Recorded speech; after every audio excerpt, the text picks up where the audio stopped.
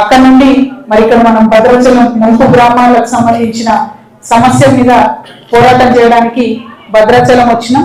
ఇందులో ప్రత్యేకించి మన కానాయిగూడెం, ఏటపాక, పిచ్చుకలపాడు, గూడెం, పురుషోత్తమపట్నం ఈ 5 గ్రామాల ప్రత్యేకత ఏంటి అని అంటే భద్రాచలం చుట్టుముట్టు ఉండేటటువంటి గ్రామాలు మరి భద్రాచలం టౌన్ మనుగడ సాగించాలన్నా, భద్రాచలం రాములవారి ఆలయం భద్రంగా ఉండాలన్నా ఖచ్చితంగా ఈ 5 గ్రామాలు తెలంగాణలో ఉండాల్సిందే అని చెప్పి మేము డిమాండ్ చేస్తా ఉన్నాం.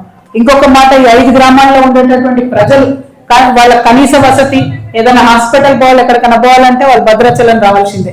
కానీ ఇక్కడ భద్రాచలంలో కూడా కనీసం వాళ్ళకి ఆరోగ్యశ్రీ వర్తిస్తలేదు.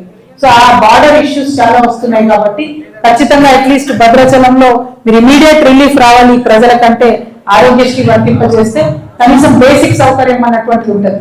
కానీ లాంగ్ టర్మ్ లో ఈ ప్రాజెక్టులు కట్టిన తర్వాత కూడా భద్రాచలం మునగొద్దు, ఈ 5 గ్రామాల ప్రజలు బాగుండాలి. రాములవారి మాన్యాలు ఏవైతే పురుషోత్తమపట్నంలో ఉన్నాయో ఆ మాన్యాలను మనం కాపాడుకోవాలంటే ఖచ్చితంగా ఒక మంచి రీటైనింగ్ వాళ్ళు కట్టాల్సిందే, దాన్ని భద్రాచలంని కాపాడాల్సిందే. నేను బీజేపీ నాయకుల్ని కోరుతా ఉన్నాను, పెద్ద పెద్ద నాయకుల్ని, మోడీ గారిని, అమిత్ షా గారిని, ప్రతి ఒక్క నాయకుడిని నేను కోరుతా ఉన్నాను. భద్రాచలం రాముల వారిది చాలా పెద్ద చరిత్ర.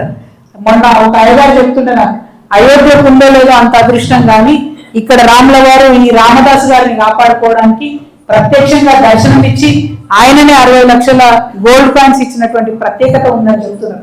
అంత గొప్ప భక్తుడు రామదాసు, అంత గొప్ప టెంపుల్ మన భద్రాచలం టెంపుల్.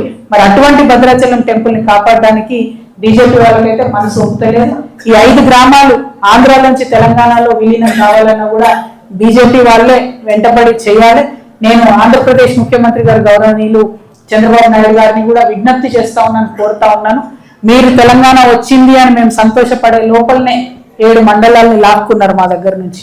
7 మండలాలు లాక్కున్న తర్వాత కూడా ఆ మండలాల్లో పోలవరంలో మునగనటువంటి, ఎటువంటి సంబంధం లేనట్టు ఈ 5 గ్రామాలను కూడా మీరు తీసుకోవడం జరిగింది. కానీ 5 గ్రామాల వాళ్లకు పోలవరం ముందుతో సంబంధం లేదు, ఎటువంటి ఇష్యూ లేదు. వాళ్ళు తెలంగాణలో ఉంటేనే బాగుంటారనే ఉద్దేశం ప్రజలకు ఉంది, ఉండాల్సినటువంటి అవసరం భౌగోళికంగా తెలంగాణకు కూడా ఉంది. కాబట్టి ఖచ్చితంగా ఈ 5 గ్రామాలను తెలంగాణకు ఇచ్చేయవలసిందిగా చంద్రబాబు నాయుడు గారిని నేను రిక్వెస్ట్ చేస్తా ఉన్నాను.